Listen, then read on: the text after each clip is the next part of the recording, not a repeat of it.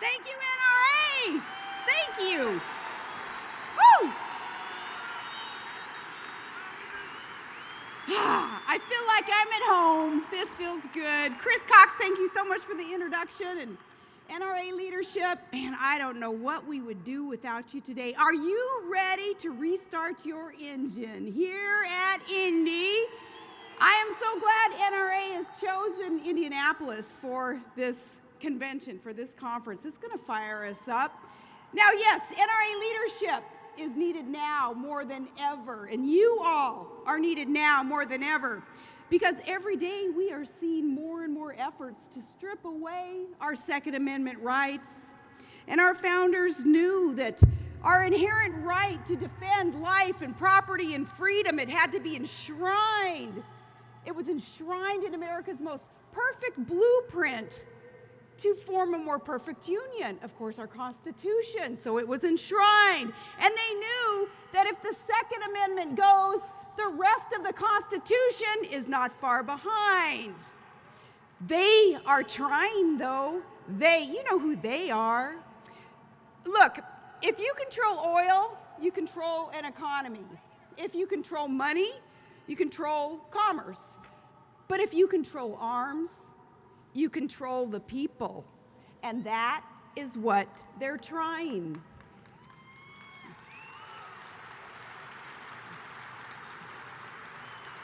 So let us learn from our founders. Remember back in the day, the colonists, when they stood in line to register their muskets? Me either, because they didn't. They are trying. Attorney General Eric Holder recently, he reveals this idea to have government have gun owners wear bracelets, special bracelets that would identify you as a gun owner. Well, hey Holder, you don't want to go there, buddy. Because, my identifying bracelets, I'm usually wearing these. Mine are, one says, "Don't tread on me." And that's to honor you, all of you, with the clear thinking and the heart and the guts to stand and fight for what is right. Because, see, they don't know what is right. Not when, here's some examples, not when that evil Muslim terrorist, Major Hassan, massacres his fellow U.S. military soldiers at Fort Hood, his Allah Akbar praising jihad. They call that workplace violence, calling that devil a disgruntled employee. And they call us the terrorists. Well, they don't get it right either when they get to be protected by guns. You know, our congressmen are, our president is, anti-gun mayors and celebrities are, our banks, our airports, our jewelry stores, protected by guns. But our children, they're protected by a thin tin sign that reads, "Gun-free zone." Yeah, like that'll stop the bad guy. That is stupid on steroids. Speaking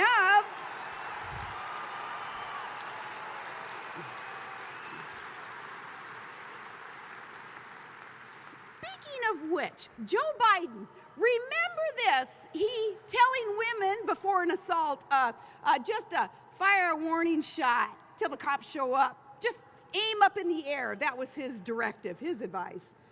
Well, fine, Joe Squirt Gun.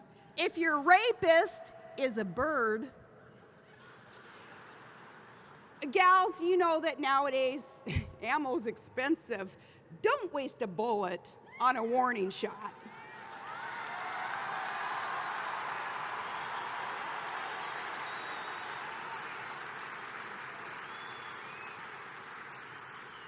And I love our police, I do, but they can't be everywhere. So, maybe our kids could be defended against criminals on the spot if more mama grizzlies carried. And Obama administration wants you ID'd for that. Well, then go ahead and just carry a sign too. A sign that says, yeah, I carry a gun because a cop is too heavy.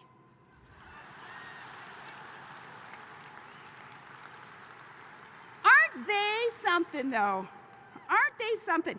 Blaming that chunk of steel, the weapon itself for the crime committed. They even blame sporting goods stores that sell arms, accusing them of being an accomplice. Gun stores are an accomplice to crime, and that fork made me fat. And it's not just the Second Amendment that they're attacking. It's foundational values and tradition. They are not right when they preach tolerance and free speech.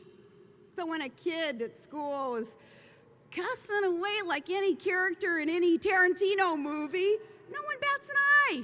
Ooh, but a kid saying a prayer in school, those hypocrites lose their minds. Now, I do have to apologize for that. I am sorry. Not all intolerant, anti-freedom, leftist liberals are hypocrites.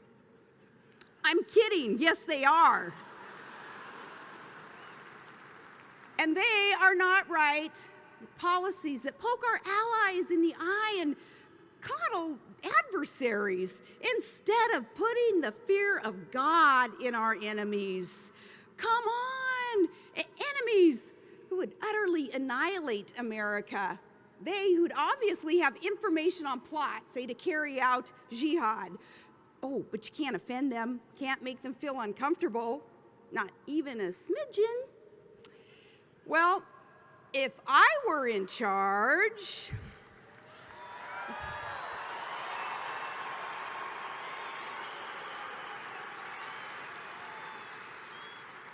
they would know that waterboarding is how we baptize terrorists.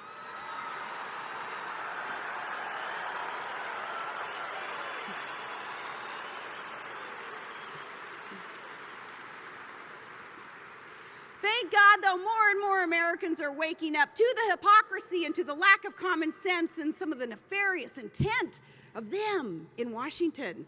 And there is an awakening all across this great land. It's building against this assault on our rights, our values, our tradition. It's like these tectonic plates, that are shifting and grinding right before a big earthquake. See, our patience is running thin. It's being teased and tempted by some intellectual elite in some far distant capital wanting us to abandon even the idea of the American Revolution. And as Reagan said, concede our capacity for self-governance and confess that they can run our lives better than we can run them ourselves. They being hell-bent on radically changing, transforming this most exceptional nation on earth. I've said it before, we don't need a fundamental transformation of America. We need a fundamental restoration of America, all that is good and free and safe and secure. So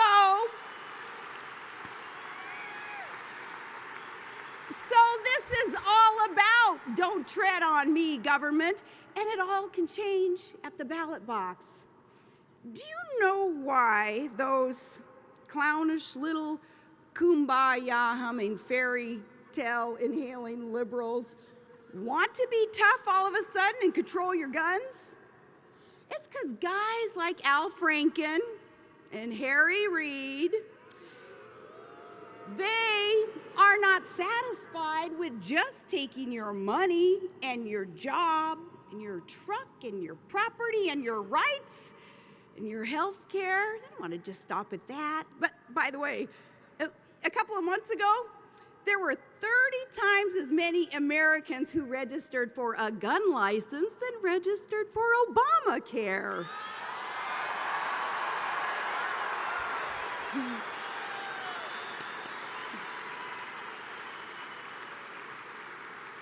Those Democrats trying to get all Pelosi on you, and you're not going to have it. No, but this awakening, it harkens back to our beginning, our founding patriots. They were targeted by an out-of-control government, and they were spied upon, and they were taxed excessively and punished for producing. So they did something about it, and you all know how that turned out. So yeah, about those bracelets, buddy, my other one, it honors our military. A young Gold Star wife gave me her young husband's name. He, a true hero, killed in action, Afghanistan. He and his family paid the ultimate price for our freedom, and I'll never forget, nor ever disrespect our finest with slashed numbers and benefits and budgets. And Mr. Obama, for shame, is this how you thank them? Friends,